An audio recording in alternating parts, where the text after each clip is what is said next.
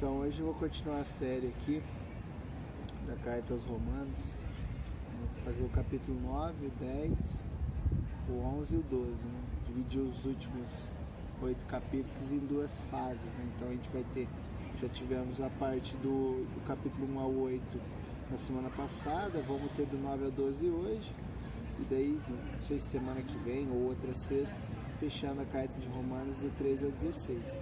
Lembrando assim que a Carta dos Romanos é uma carta só, e na época escrita sem capítulos, sem versículos e até sem pontuação. Então, esse método que a gente usa hoje é mais para facilitar a nossa vida mesmo. Eu vou tentar assim, que Deus nos ajude, pegar as partes assim que dizer chave, né, para não ter que ler todos os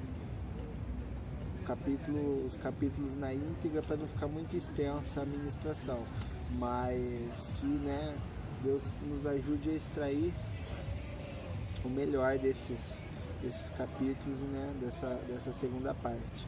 Então, lá em Romanos 9, Paulo começa fazendo uma declaração parecida com Moisés quando ele estava no Êxodo, né? Quando Moisés, depois do povo ter feito uma série de coisas, o bezerro, uma série de ofensas a Deus, Deus fala que vai, né, fazer de Moisés uma descendência, né, que vai extirpar, né, que vai eliminar o povo. Mas Moisés clama pelo povo e Deus muda de ideia e não faz, né, que ele iria fazer, que era exterminar o povo. Então começa assim, Paulo começa assim, no capítulo 9, versículo 1. Em Cristo digo a verdade, não minto, dando-me testemunho à minha consciência, no Espírito Santo, que tenho grande tristeza e contínua dor no meu coração, porque eu mesmo poderia desejar-se anátema de Cristo, ser como se fosse uma coisa abominável, como uma maldição, por amor de meus irmãos, que são meus parentes segundo a carne, que são israelitas, dos quais é a adoção de filhos, e a glória, e as alianças, e a lei, e o culto, e as promessas, dos quais são os pais, e dos quais é Cristo segundo a carne, o qual é sobre todos, Deus bendito eternamente. Amém. Então Paulo começa ali falando que ele se daria como uma maldição, né, como Cristo foi anátema, né, aquele que, nem Deuteronômio fala, aquele que ficasse na cruz até depois do pôr do sol, que seria anátema, né, seria maldito, né, então Cristo fez maldição por nós. E Paulo diz que se ele pudesse tomar os pecados e se tornar maldição, né, em favor do povo, em favor dos israelitas, do qual é a graça, do qual é a glória, melhor dizendo, do qual é o testemunho, do qual é a lei, né, a própria instrução, né, que a gente conseguiu entender semana passada, que é totalmente válida em Cristo, dentro de Cristo. Mas ele diz que ele se daria, né, como uma oferta. Por que ele está falando isso? Porque qual que é o contexto ali? Na sociedade romana, aqueles que criam, havia os pagãos, que não criam, e os que criam Cristo. E os pagãos, os que criam em Deus, mas não criam Cristo como Messias, né? Jesus como Messias. E os que criam, né, que Jesus era o Messias. E Paulo estava dizendo assim, que se ele pudesse, ele se daria como uma oferta para a redenção daqueles que estão cegos, dos israelitas que segundo a carne o próprio Cristo descende, e eles não criam, né, em Cristo, e por causa disso ele diz que se daria, e se daria mesmo, como Moisés falou também. Mas acontece que é o seguinte, Ele não podia, não estava nas mãos dele e nem ao alcance dele se dar em favor daqueles, né? Mas ele usa um argumento parecido com o de Moisés. Na continuação, no versículo 6, do 6 ao 8, ele diz assim: não que a palavra de Deus haja faltado, porque nem todos os que são de Israel são israelitas, nem por serem descendência de Abraão são todos filhos, mas Isaque será chamada a tua descendência, isto é, não são os filhos da carne que são os filhos de Deus, mas os filhos da promessa são contados como descendência. Aqui Paulo está falando que, né, de Abraão descendeu, né, tanto Ismael, que é o filho mais velho, né, com Agar, a escrava, e com Sara, Isaque. Mas a promessa é feita através de Abraão e Sara e através de Isaque, depois de Jacó, depois das 12 tribos. Então ele está falando assim que nem todos os que são da carne, referindo ali a parte de Ismael, são descendência da promessa, né? E aqui também ele já está puxando algo assim, já voltada para que o israelita não se gloriasse apenas na sua nacionalidade, não se gloriasse apenas, né, por eu ser israelita eu estou salvo, Deus vai me salvar no fim porque eu sou israelita. Ninguém pode ter mérito em si próprio para se salvar. Então ele diz também que aqueles que são israelitas da descendência de Isaque são da promessa, mas só isso não basta também, né? Então ele continua os argumentos. E lá por fim, né, do capítulo, ele fecha assim o capítulo, né, que depois foi colocado como capítulo, né, lembrando que a carta não existia nisso. Ele diz assim no 30, versículo 30: que direis, pois? Que os gentios que não buscavam justiça alcançaram? Né, alcançaram justiça? Sim, mas a justiça que é pela fé. Mas Israel que buscava a lei da justiça não chegou à lei da justiça. Por quê? Porque não foi pela fé, mas como que pelas obras da lei tropeçaram na pedra de tropeço, como está escrito: eis que eu ponho em Sião uma pedra de tropeço e uma rocha de escândalo, e todos aquele que crer nela não será confundido. Então, o que ele diz aqui? Ele está falando, né, que os gentios que não procuraram achar a justiça de Deus, porque a justiça de Deus se manifesta através da fé. E aqueles que, né, os israelitas, que buscaram a lei da justiça, a própria lei, a própria Torá, eles não encontraram a lei da justiça, porque eles não tiveram fé.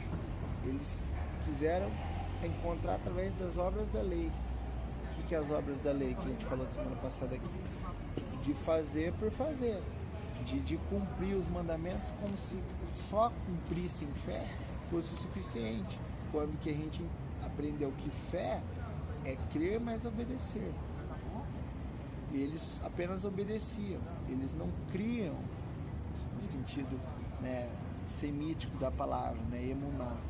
Não tinham aquilo por fé, muitos deles, e sim por legalismo, e sim por uma maneira de se exaltar naquilo que é das coisas de Deus, quando que é o contrário, as coisas de Deus nos exaltam, para que nós exaltemos Ele, né? Então Paulo está fazendo essa analogia entre o gentil que achou a fé sem buscar e aquele que buscou na lei da justiça, né, não encontrou porque demandou das obras da lei, não da fé. Sim, na continuação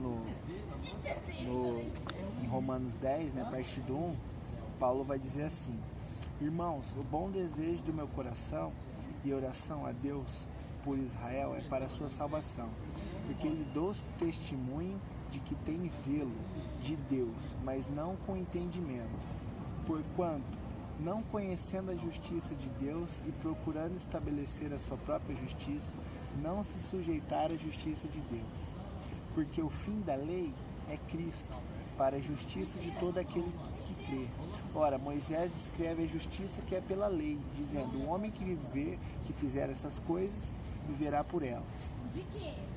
Mas a justiça que é pela fé diz assim: não digas em teu coração, quem subirá ao céu, isto é, ao que trazer do alto a Cristo, ou quem descerá ao abismo, isto é, a tornar trazer dentre os mortos a Cristo. Mas que diz: a palavra está junto de ti, na tua boca e no teu coração. E esta é a palavra da fé que pregamos, a saber, se com a tua boca confessares o Senhor Jesus e em teu coração creres que Deus ressuscitou dentre os mortos, serás salvo. Visto que com o coração se crê para a justiça e com a boca se faz confissão para a salvação.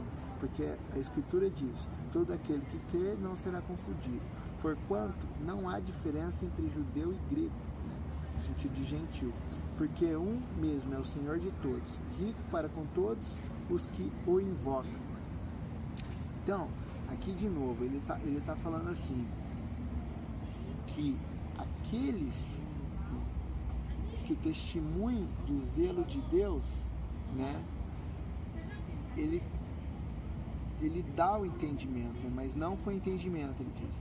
Porquanto, não conhecendo a justiça de Deus e procurando estabelecer a sua própria justiça, não se sujeitaram à justiça de Deus, porque o fim da lei é Cristo, para a justiça de todo que crê. Ora, Moisés escreveu a justiça que é pela lei, dizendo: o homem que fizer essas coisas viverá. Mas a justiça que é pela fé diz assim: não digas em teu coração, quando subirá ao céu. Então ele está dizendo assim, ele está fazendo um comparativo entre aqueles que buscaram se justificar em si mesmo, mas Moisés disse que a lei é a justiça, que é a justiça. E aí muitos confundem, porque diz assim no versículo 4, que ao fim da lei é Cristo. Aí muitos falam que Cristo é o fim da lei. Mas não é isso que ele está falando. Ele está falando porque o fim da lei, porque o aio, porque para onde aponta, como uma placa, e não invalida. Uma placa, quando você está viajando e está escrevendo 600 km de São Paulo, 500 km de São Paulo, 400 km de São Paulo, 300, 200, 100, 50, chegou. A placa aponta para São Paulo, ou para onde quer que seja. E a hora que você chega, você foi orientado pela placa. Como que você pode dizer que é o fim da placa? A placa orientou você a chegar até a finalidade, até aonde clareou, até aonde fez. E não é porque clareou e trouxe a justiça é que perdeu o valor das placas. Não, antes há valor mais ainda.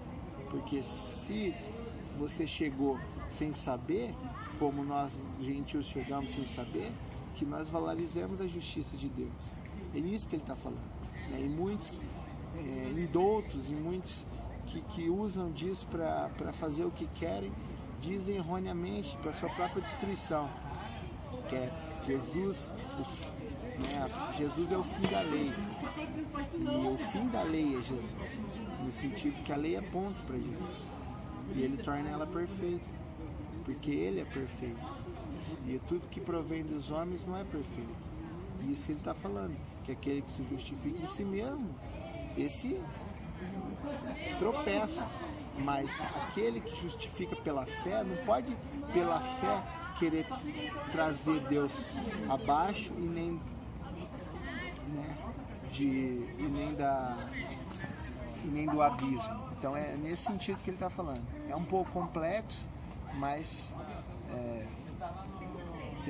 demanda estudo, demanda oração, demanda comunhão com Deus mesmo, o entendimento dessas coisas. Então, na continuação ali em Romanos 11, ele diz assim, no 1, digo, pois, porventura rejeitou Deus o seu povo? De modo nenhum, porque também eu sou israelita, da descendência da tribo de Benjamim. Deus não rejeitou o seu povo, que antes conheceu, ou não sabeis o que a Escritura diz de Elias, como a fala contra Israel, dizendo, Senhor, mataram os profetas e derribaram os teus altares, e só eu fiquei, e buscam a minha alma. Mas que lhe diz a resposta divina? Reservei para mim 7.000 homens, que não dobraram os joelhos a Baal. Assim, pois, também agora, neste tempo, ficou um remanescente, segundo a eleição da graça. Mas se é por graça, já não é pelas obras. De outra maneira, a graça já não é graça. Se, porém, é pelas obras, já não é mais graça. De outra maneira, a obra já não é obra. que quer dizer aqui? Algumas coisas.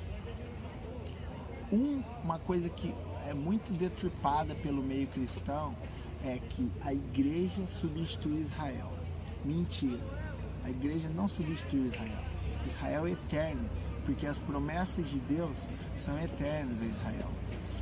E nem o gentio nunca vai substituir a Israel.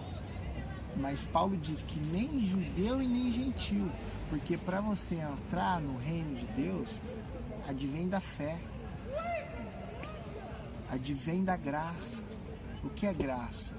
Graça, a gente já estudou isso, né? O resed, né? O charis, resed em hebraico, charis no grego, que é aquilo como um contrato. E a gente que é o receptor da graça não consegue alcançar a graça, porque a graça é dada de maneira imerecida.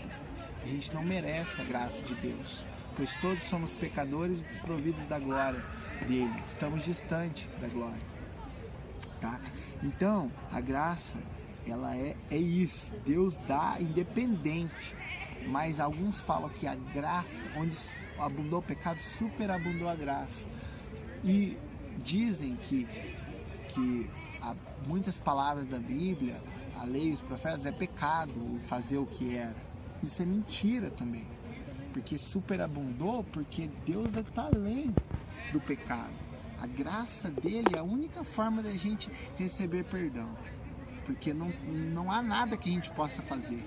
É isso que Paulo está criticando, aqueles que se justificam pela obra. Ele não está criticando a obra, as obras de Deus, da palavra, né? Obras da lei, né?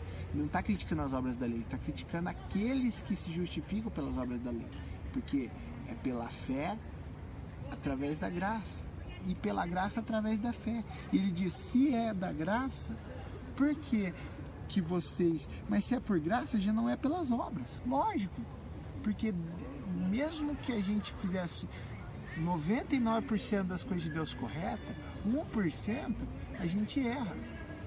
E para ele dar perdão é pela graça, porque a gente não merece. Pelo 1 ou pelo 100, mas a gente é imperfeito. É pela graça, tá? E se é pela graça, né? De outra maneira a obra já não é obra. O que isso quer dizer? Ele não está jogando a obra fora, como muitos falam. Não, ele não está jogando a obra fora, né? E ele diz que Israel não vai sair. A promessa a Israel nunca vai cair enquanto nação, porque foram aqueles que foram chamados primeiro, né? E na continuação, eu vou ler aqui rapidamente, que ele vai falar dos ramos originais versus ramos enxertados. Então, na continuação ali, né, depois de falar disso, de Israel e tal, da graça, da obra, Paulo vai falando sobre os ramos originais e os ramos enxertados, né? Sobre a oliveira original e sobre a oliveira brava, né? Para que a gente possa entender. E muitos deturpam isso, né? Muitos líderes colocam de uma maneira totalmente deturpada, que parece que substituiu, e Paulo não está dizendo de nada disso, né? Que as promessas a Israel são eternas, mas outros falam que tem que ser israelita para alcançar. E outros falam que não, que substituiu. Na verdade, nenhum nem outro está certo. Preste atenção. Digo, pois, porventura tropeçaram para que caísse, ele está falando, né, dos israelitas, de modo nenhum, mas pela sua queda veio a salvação aos gentios, para os insultar a emulação. E se a sua queda é a riqueza do mundo e a sua diminuição a riqueza dos gentios, quanto mais a sua plenitude. Como que ele pode estar substituindo? Porque convosco falo, gentios, que enquanto for apóstolo dos gentios, exalto o meu ministério, Paulo falando, para ver se de alguma maneira posso citar a emulação os da minha carne e assovar a deles, para que eles tenham uma inveja, né, uma dor de cotovelo de vocês. Porque se a sua rejeição é a reconciliação do mundo, qual será a sua admissão, se não a vida dentre os mortos? E se as primícias são santas, também a massa o é. Se a raiz é santa, também os ramos o são. E se alguns dos ramos foram quebrados, e tu, sendo zambujeiro, né? Em outra tradução, oliveira brava, né? Diferente da oliveira original, mas uma oliveira silvestre, né? Ou seja, um outro tipo de oliveira. Foste enxertado, né, os gentios, em lugar deles, e feito participante da raiz e da seiva da oliveira, não te glorie contra os ramos. E se contra eles te gloriares, não és tu que sustenta a raiz, mas a raiz é ti.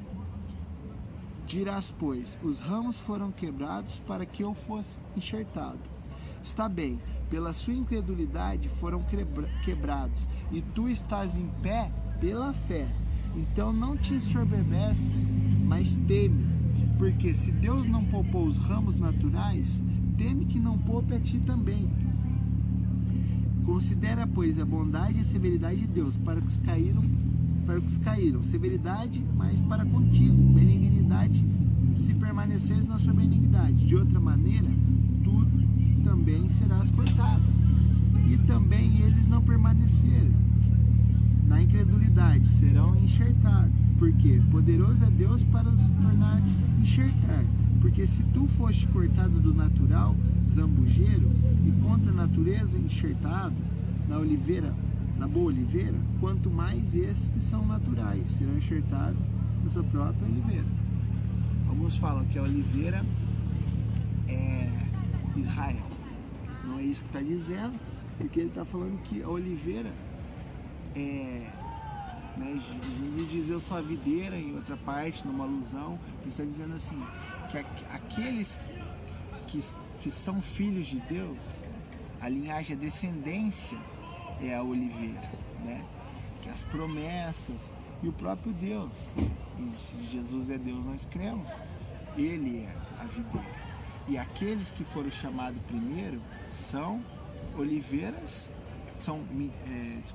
melhor dizendo, são ramos originais. E você sendo zambujeiro, o zambujeiro é o quê? Um outro tipo de oliveira, ou seja, segundo a nacionalidade diferente do israelita, você não é melhor nem pior, mas você não foi o que primeiro foi chamado, Paulo fala.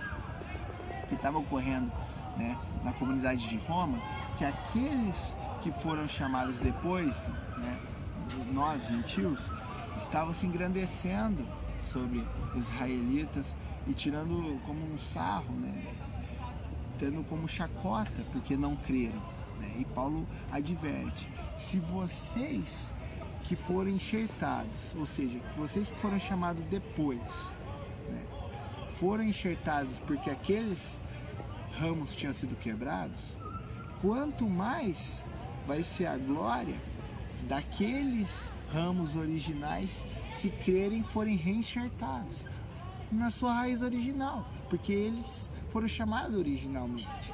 E ele fala, vocês estão em pé, gentios, pela fé. E se aqueles pela fé crerem, vão voltar ao original. Então, nenhum fala e nem outro. Precisa ser israelita para ser salvo? Não. Todo aquele que clama o nome do Senhor Jesus será salvo. Lógico, será salvo conforme tudo que fala na Bíblia. Em Mateus, em Lucas, em Marcos, em João, que ele fala, se queres ter os meus mandamentos são meus, são do meu Pai. É verdade. Não pelas obras da lei, pela fé, por meio da graça. É verdade. Mas diz assim, da mesma forma que não só os outros israelitas vão ser salvos, o gentil não se torna israelita por ter sido enxertado. Ele continua gentil, porque ele é uma raiz, um ramo do zambujeiro, que é diferente do ramo original. É outro tipo de oliveira, uma oliveira brava, uma oliveira silvestre. E ele é enxertado ali, e ele é mantido pela fé, porque a raiz sustenta o ramo. O próprio plano de Deus, a própria redenção, as próprias promessas, a própria fé sustenta o ramo. Mas o ramo não se glorie e não tire risada daqueles que não são originais. Porque aqueles que não... daqueles que são originais. Porque aqueles que foram originais, a eles cabe a promessa, a legislação, a lei, a glória. Ou seja, quanto mais quando voltarem, né? E na continuação ele fala, e assim, porque quero, irmãos, que ignoreis esse segredo, que o endurecimento vem em parte sobre Israel, até a plenitude dos gentios haja entrado, e assim todo Israel será salvo, como está escrito, de Sião virá o libertador, e desviará de Jacó as impiedades, e esta será a minha aliança com eles, quando eu tirar os seus pecados. Então ele está falando, quando chegar a plenitude dos gentios, quando for completo o número de gentios no reino, que todo Israel será salvo, no sentido que todos aqueles que crerem vão levar as boas novas. Pois, né, luz para os gentios são as tuas palavras, foi confiada aos israelitas as boas novas.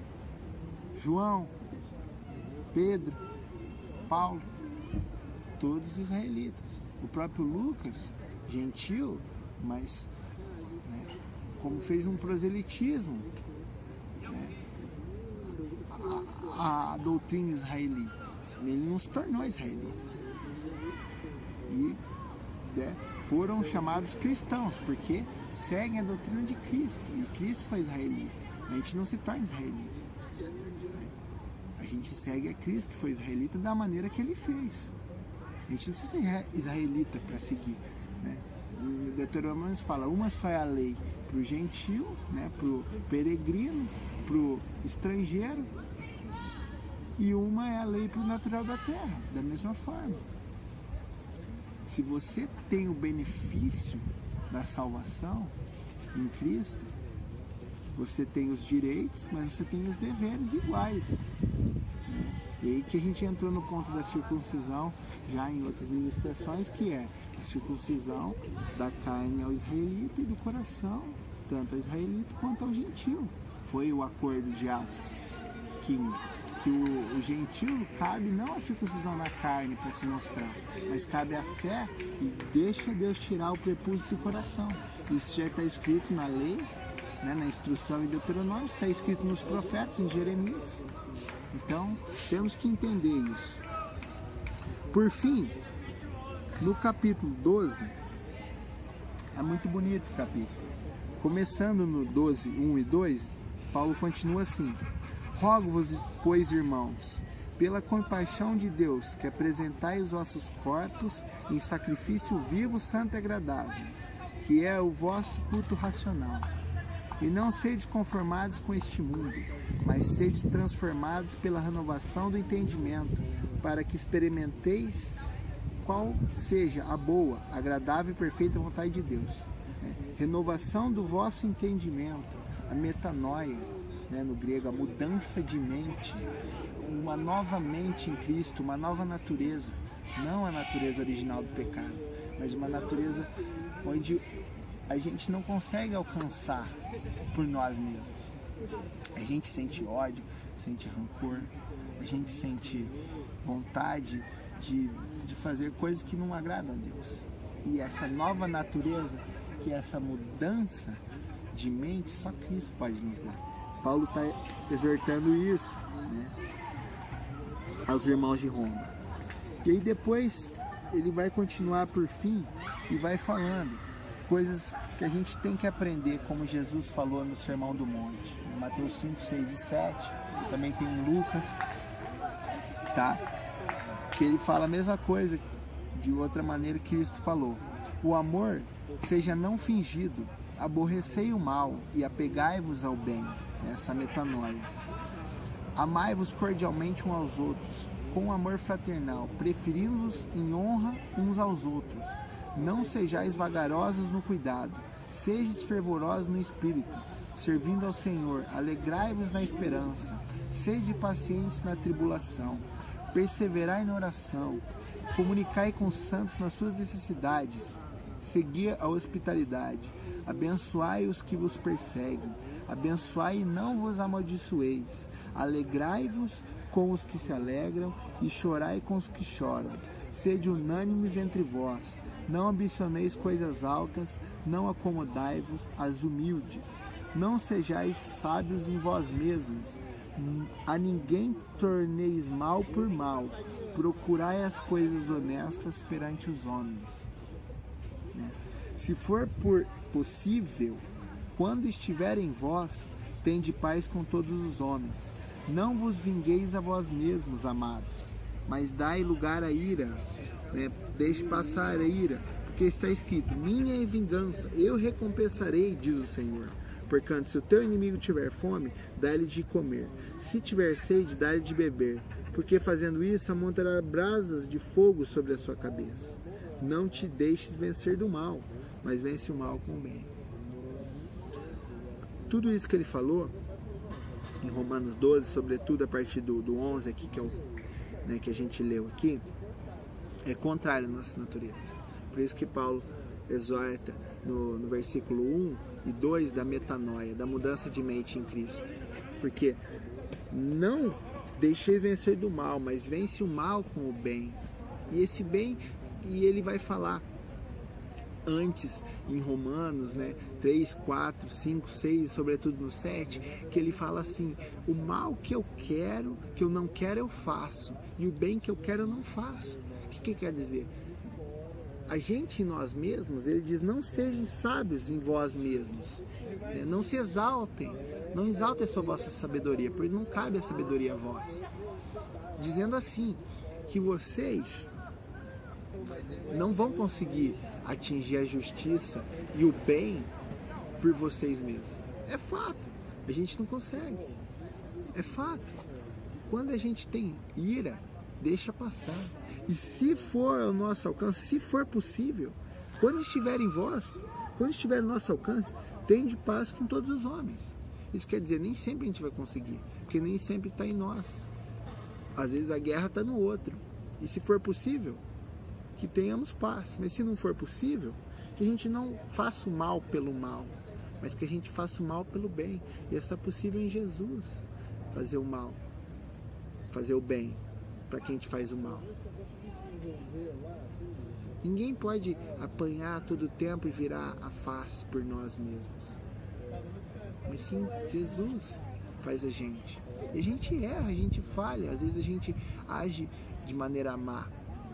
E quando a gente age de maneira má, em troco de outro mal, o que a gente fez? A gente fez diferente que Jesus falou, diferente que Paulo falou. E a gente desagrada a Deus. Mas por sermos filhos, por termos acertado a graça por meio da fé, né, sem achar que não vai gerar obras. Tiago fala: vai gerar obras a tua fé. E a fé gera obras. E as obras estão em toda a palavra. Ai daqueles que falam contra a palavra de Deus, aos iníquos, que a gente já falou, dos anômos, dos que são contra a lei, contra a vontade de Deus, contra as coisas de Deus.